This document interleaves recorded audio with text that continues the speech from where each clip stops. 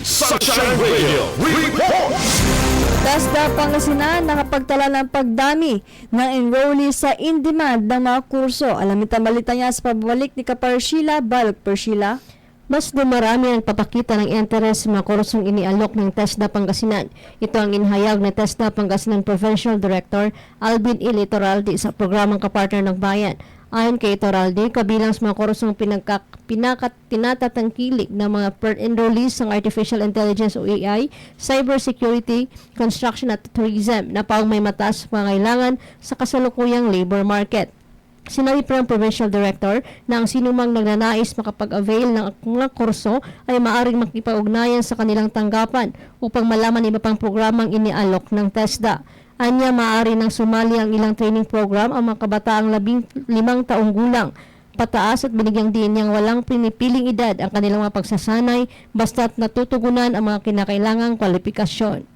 Sunshine News Blast! At regarding po sa ating mga scholarship programs, sa dami po ng ating mga training institutions dito sa buong lalawigan ng Pangasinan, marami po nag-o-offer at marami po tayo nabigyan ng scholarship. May mga ongoing programs na tayo at may mga programs na for implementation pa. And doon naman po sa mga kababayan natin na gustong maka-avail ng mga programang ito, maaari po kayong magtungo mismo doon sa school or dito lang po sa ating opisina dito sa May Lingayen para po malaman kung ano ang mga programang ito at kung paano ba makapag-enroll. And sa mga programa po natin, wala po tayong hindi tinatanggap Kumbaga, kahit po yan ay may edad na, kasi meron po tayong mga programa na iba-iba ang entry requirements sa mga students natin. Meron pong programa na as young as 15 years old, pwede na po silang mag-enroll. Meron naman po tayong programa na at least 18 years old po ang tinatanggap. So, para po malaman nila yung mga ganong detalye, maaari po silang magtungo sa mga schools na malapit sa kanila at sigurado po may entertain naman sila. Dagdag pa ni Litoraldi na nananatiling mataas sa pangailangan ng mga kursong Artificial Intelligence, Cybersecurity, Construction at Tourism. Anya, bukas ito sa iba't ibang sektor, kabilang sa ang mga solo parent, overseas Filipino workers o OFWs at iba pang nais magkaroon ng bagong kasanayan o mapahusay ang kanilang kakayahan. Sunshine News Blast! Lalo-lalo na po sa ating mga, nasabi nyo nga, mga single parents, siguro mga non-working mothers. Meron din po tayong programa sa mga OFWs natin and sa mga families nila.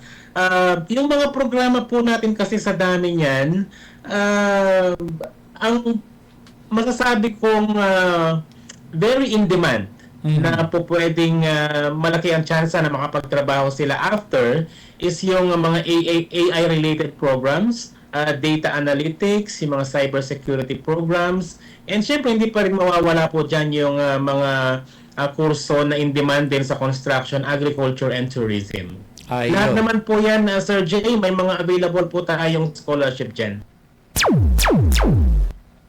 Samantala, ibinahagi rin ni Litoraldi ang kalaghan ng pagkakaroon ng National Certificate to NC. Anya, kinikilala ito hindi lamang sa loob ng bansa, kundi maging sa ibang bansa. Kaya malaking bentahe ito sa paghahanap ng trabaho. Ipaniliwanag din niya na may dalawang paraan upang makakuha ng National Certificate. Sunshine News Blast! So, pag pinag-uusapan po natin is sa National Certificate, napakahalaga po niyan, hindi lang po locally kundi abroad. Marami po tayong mga patunay dyan dahil may mga kababayan po tayo na nagiging, kumbaga natitrace natin na nakakapagtrabaho at ayon sa kanila, napakalaking bagay ng National Certificate. Ito daw po ang unang-unang hinahanap, lalo na sa mga skilled workers natin. In fact, mayroon po tayong kamakailan lang nagtungo sa atin na nagpapa-authenticate ng kanyang National Certificate dahil nga daw po kailangan dun sa in-applyan niya abroad. So marami po tayong masasabi na kababayan nating na-employ dahil po sa mga certificates, sa training na binibigay ni TESDA. Unang-una po, Sir Jay, meron po tayong dalawang paraan kung paano magkaroon ng National Certificate.